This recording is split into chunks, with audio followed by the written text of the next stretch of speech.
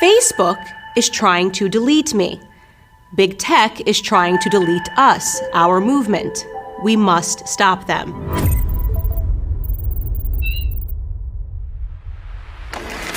You are smart. Long ago, you stopped believing in the corrupt corporate media. You canceled the newspapers and cable shows and began reading your news from social platforms. Dominant on those platforms were conservative voices, like mine. We are the Americans who did not have a voice in traditional media. Honestly, do you think the left wants me to have a platform to speak? But I can have a voice. Here, on my own social platforms. I can be heard. That freedom infuriates the left, who used to own complete control over our information. So they hatched a plan to silence me and all of us conservatives. And Facebook is paying them for it. Here is how it works. In 2016, hysterical liberals had to find someone to blame for their humiliating loss to Donald Trump. In their minds, they could not possibly have lost due to their own horrendous candidates or policies or their own failing message, so they attacked the one thing that they did not have total control over: social media companies.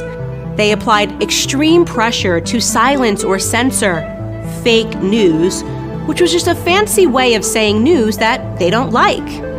Facebook bent to that pressure and created a fact-checker network with godlike powers over all of us. Here is how Facebook fact-checking works. A website you have never heard of, run by partisan beta leftists, stalk the pages of your favorite conservative personalities. Whenever we say anything they disagree with, these fact-checkers write a vicious partisan hit piece.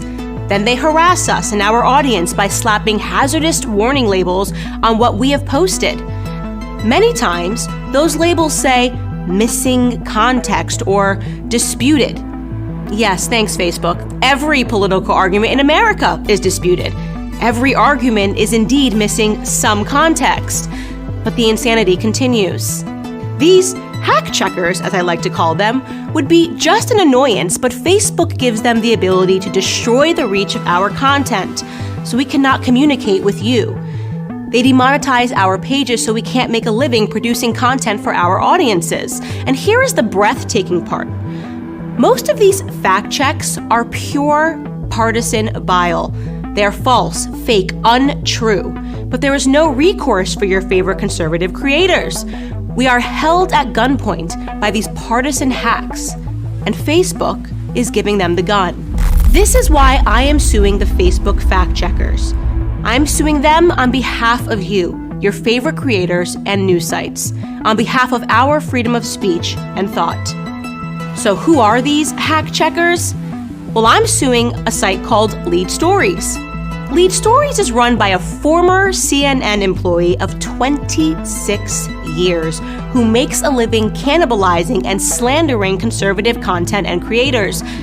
His website has published disputed fake news stories, including one that went after my content personally. And so I'm going after him personally.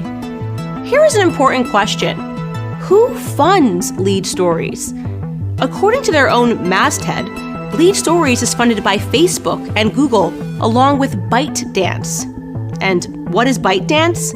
It's a Beijing-based company that owns the TikTok spyware app.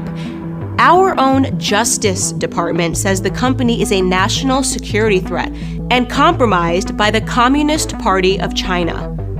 Facebook, then, is paying for fact-checkers funded by an arm of the Communist Party of China to censor my content here in America.